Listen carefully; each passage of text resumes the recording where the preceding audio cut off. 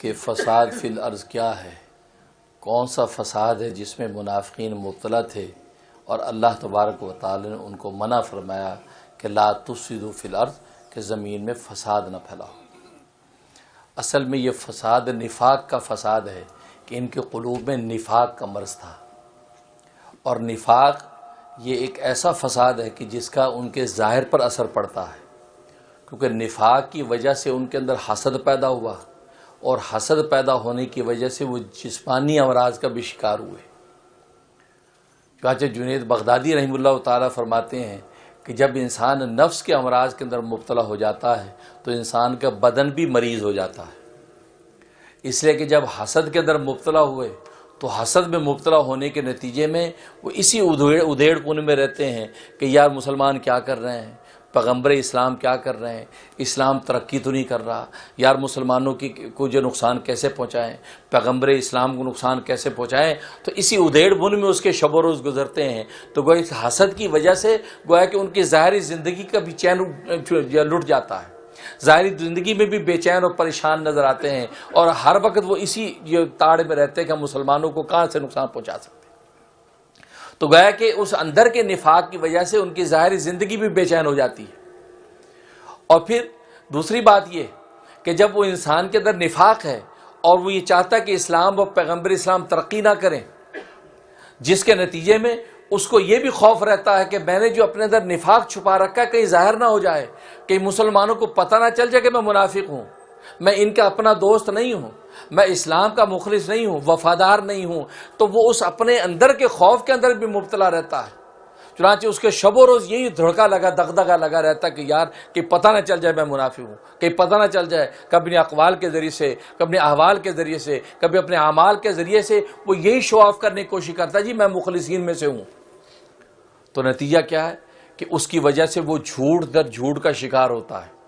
کذب در کذب کا شکار ہوتا ہے، ایک کذب کو بچانے کے لیے 100 کذب کا شکار ہوتا ہے، ایک جھوٹ کو سچا ثابت کرنے کے لیے 100 جھوٹ بولتا ہے۔ تو نتیجہ کیا، اس جھوٹ کی وجہ سے جو ماحول میں تعفن پیدا ہوتا ہے، ماحول کے اندر فضا کے اندر جو خرابی پیدا ہوتی ہے، اللہ تبارک و تعالی اصل میں اس خرابی سے منع کر رہے ہیں۔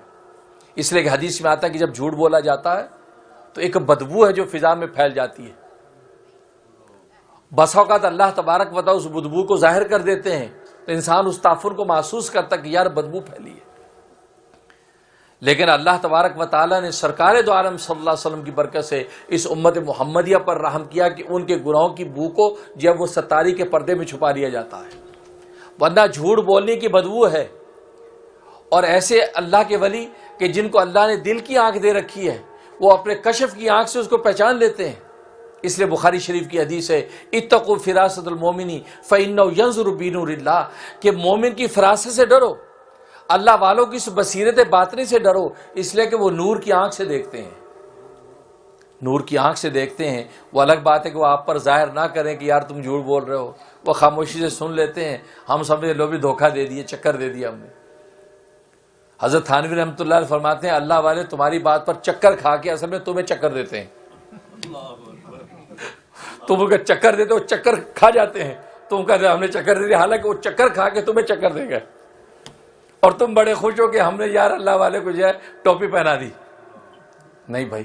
فرمایا کہ یہ غلطی کبھی نہ کرنا۔ اللہ تبارک و تعالی ان پر دیر سے دیر منکشف کر دیتے چیزیں، لیکن اللہ ان کے باطنوں کو ایسا مزکہ مصفہ کر چکے ہوتے ہیں کہ سمندروں کی وسعت ہے اس کے سامنے کچھ نہیں ہے، جو ان کے باطن کی وسعت ہوتی ہے اس کے اندر اس کو جو ہے وہ اس راز کو چھپا لیتے ہیں اور کبھی تم پر ظاہر بھی نہیں ہونے دیتے، اور آپ سمجھتے کہ ان کو پتہ ہی نہیں چلا۔ نہیں، ایسا نہیں، ایسا نہیں۔ تو بالکل اسی طریقے سے تو فساد فی الارض، یہ کو نفاق جو اندر کا ہے،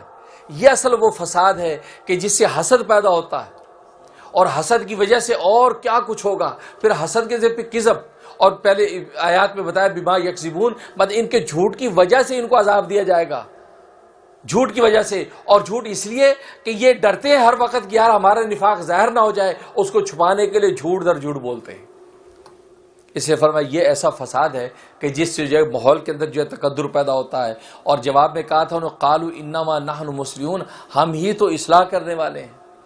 صلاح تو ہم ہی پیدا کرتے ہیں، گویا کہ وہ تردید کی۔